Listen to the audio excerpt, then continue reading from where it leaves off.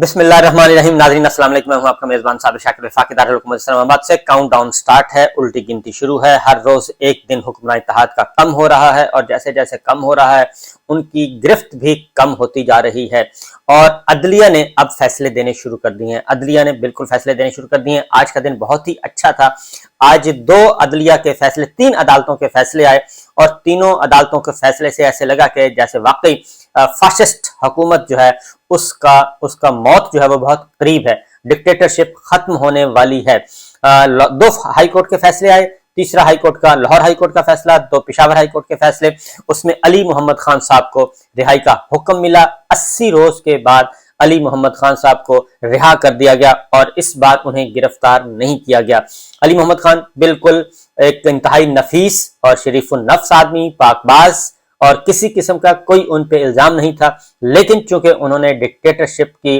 जो डिक्टेटरशिप जो है उसको तस्लीम नहीं किया, फाशिस्ट तर्ज हुक्मरानी को तस्लीम नहीं किया, इसलिए उनको इंतहाई बेगुनाह होने के बावजूद 80 रोज तक मुख्तलिफ जेलों में रखा गया और बिलाकर आज उनकी रिहाई हुई। हमारी तरफ से भी उनको, उनकी फैमिली को बहुत बहुत मुबारक हो। उनकी मुश्किलें आसान हुई।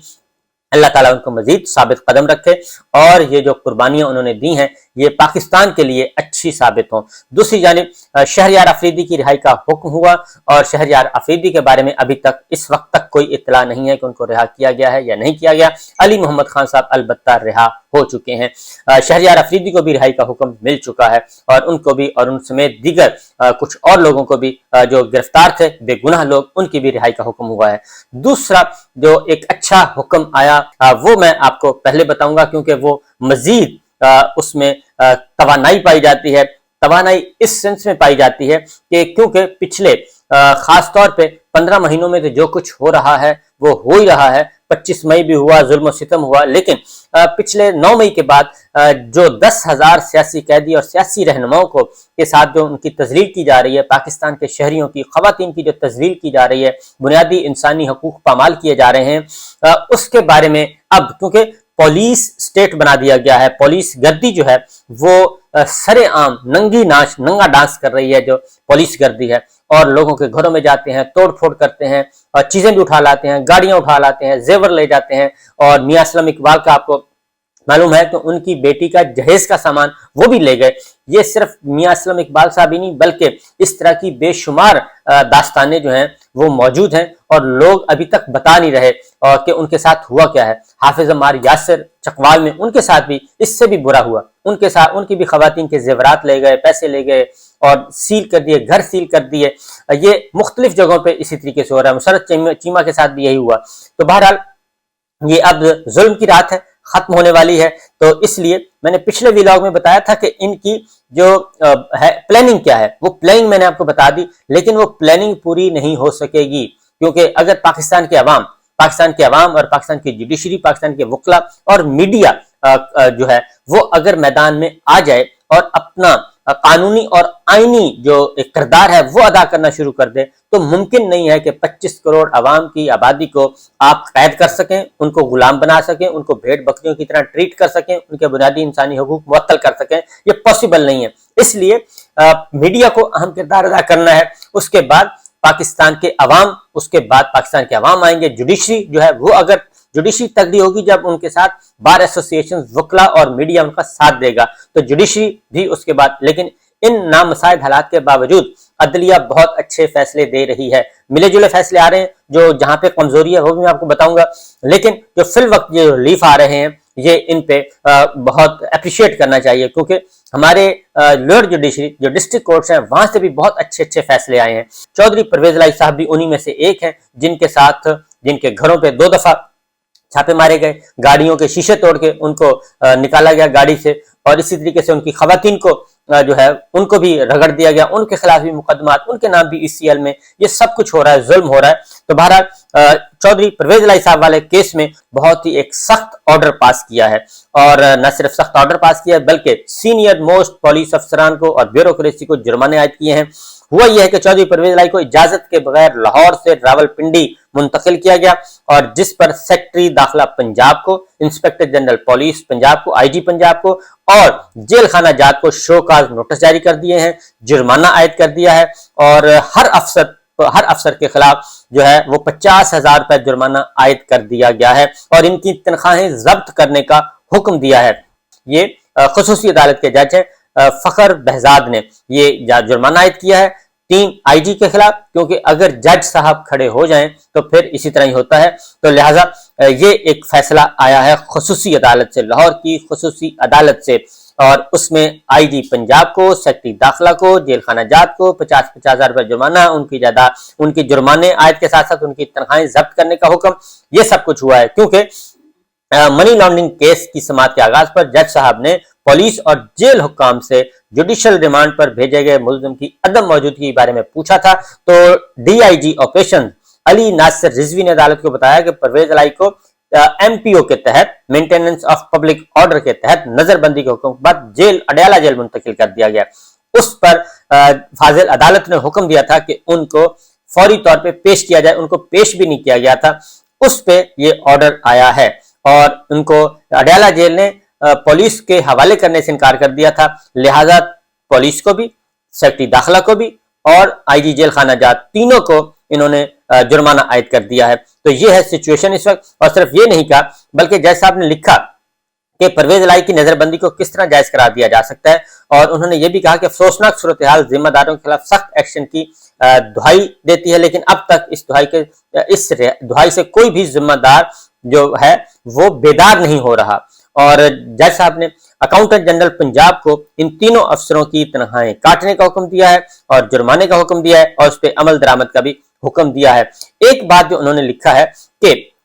موجودہ صورتحال میں یہ مستقبل کی سوچ جنم لیتی ہے کہ زیر سماعت قیدی کو تینوں عہدیداروں نے یرغمال بنا رکھا ہے، یہ چونکا دینے والی صورتحال کا انکشاف ہوا ہے، اس صورتحال نے ریاست کی بے حسی کو بے نقاب کر دیا ہے، جس کی وجہ سے زیر سماعت قیدی آئینی اور قانونی حق سے محروم ہیں۔ یہ ایک فیصلہ آیا ہے 2 ہائی کورٹ کے فیصلے اور ایک خصوصی عدالت کا فیصلہ، تو اس سے مطلب یہ ہے کہ صورتحال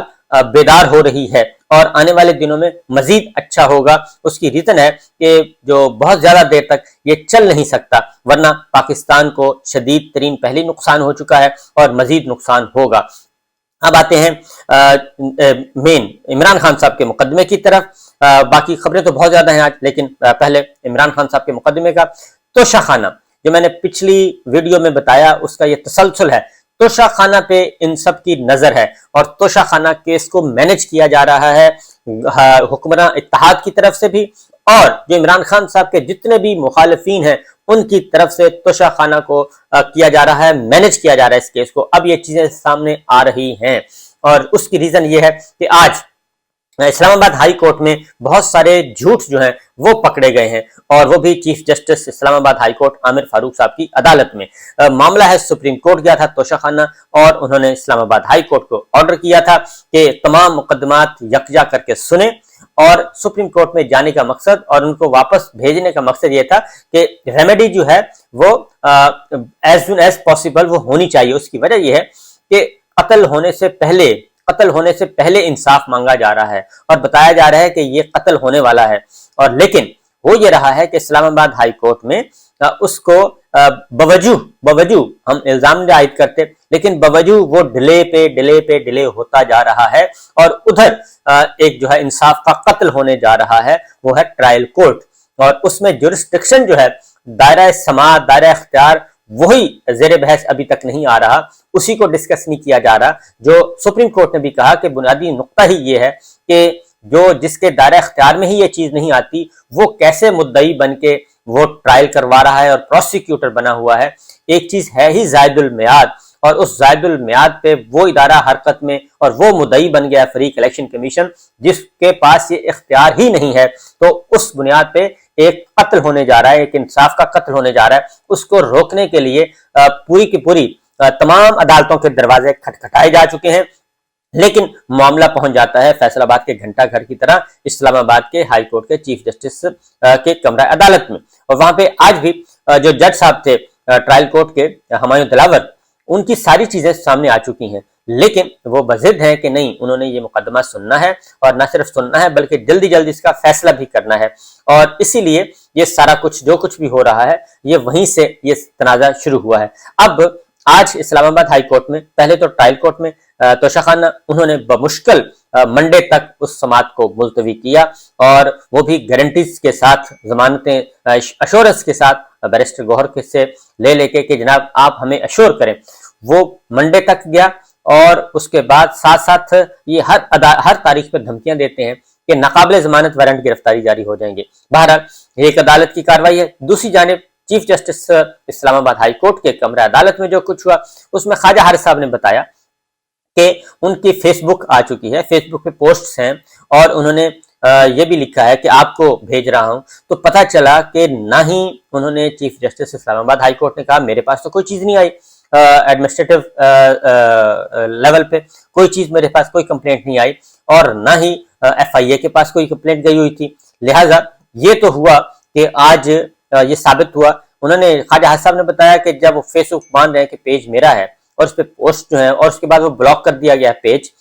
تو ایسے حالات میں آپ ہمیں سٹے گرانٹ کریں، لیکن سٹے گرانٹ نہیں کیا گیا، اور اگلے ہفتے تک سماعت ملتوی کر دی گئی۔ اور اگلے ہفتے تک سماعت ملتوی ہونے کے بعد اس کے بعد اندازہ ہوگا کہ اب اگلے ہفتے کی کون سی تاریخ ہے، اور ساتھ ہی ایف آئی اے سے ریکارڈ بھی مانگا ہے کہ ان کو بھی کہا ہے کہ جی آپ بھی اس کی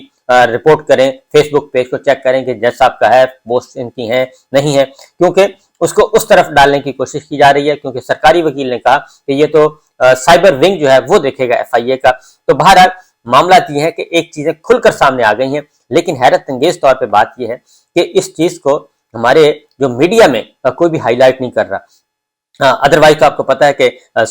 سابقہ دور میں جو شریف فیملی کے ساتھ کی خبریں جو ہیں وہ کس طریقے سے ہائی لائٹ ہوتی تھیں، واٹس ایپ بھی ہائی لائٹ ہو جاتا تھا، اور ٹویٹر پہ آ جاتا تھا، سب کچھ آ جاتا ہے۔ یہ اس میں سارا ریکارڈ سامنے آ چکا ہے، لیکن اس کو دبایا جا رہا ہے۔ اس کا مطلب ہے کہ مینج کیا جا رہا ہے چیزوں کو، تو یہ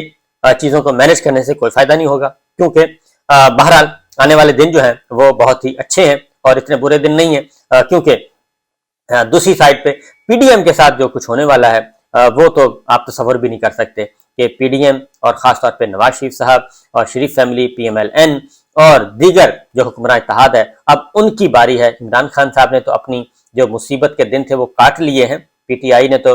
جو پیک تھا ان پہ ظلم و ستم کا وہ ہو گیا ہے۔ اس وقت بھی ان کے 10,000 سیاسی قیدی جو ہیں وہ جیلوں میں ہیں، جن میں خواتین بھی ہیں، بزرگ بھی ہیں، بوڑھے بھی ہیں۔ ان کے گھروں پہ ابھی بھی چھاپے مارے جا رہے ہیں، اور ابھی بھی ان کو انتقامی کارروائی، انتقام کا نشانہ بنایا جا رہا ہے، لیکن دیکھتے ہیں آگے آگے ہوتا ہے کیا۔ اجازت دیجیے، اللہ حافظ۔